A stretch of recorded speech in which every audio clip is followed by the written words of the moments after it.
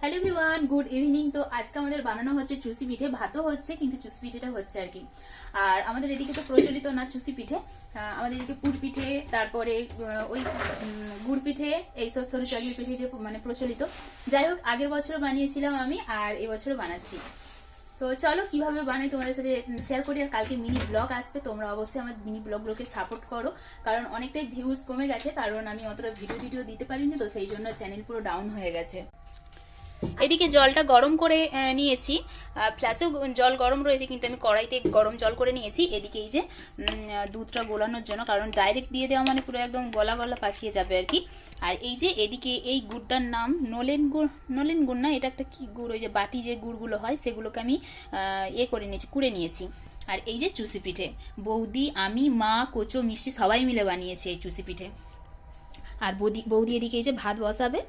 তো চলো, আর এই যে কাঁকড়া ভাজা হবে এদিকে। তো চলো চুষি পিঠেটা বানিয়ে নিই।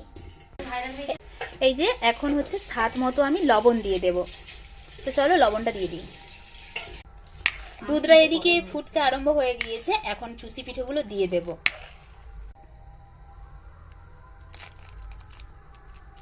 দুধটা যেহেতু ফুটতে আরম্ভ হয়ে গিয়েছিল, তো সেই জন্য আমি চুষি পিঠেগুলো দিয়ে দিই। আর আমার এই পিঠেগুলো এই ইউটিউব থেকেই শেখা, নিচে যদি লেগে যায় সেই জন্য একটু নেড়ে নিই।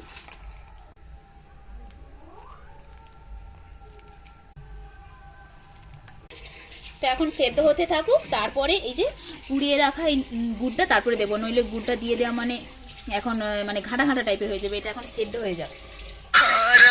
তো চলো এখন এই যে এই গুড়টা দিয়ে দিই।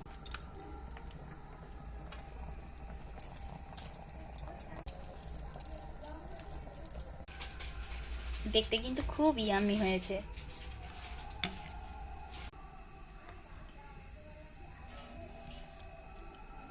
তো কেমন হয়েছে অবশ্যই কমেন্ট করে তোমরা জানিও। তো চলো tata, bye bye, good night. Subscribe করে দিও আমার চ্যানেলটিকে। টাটা।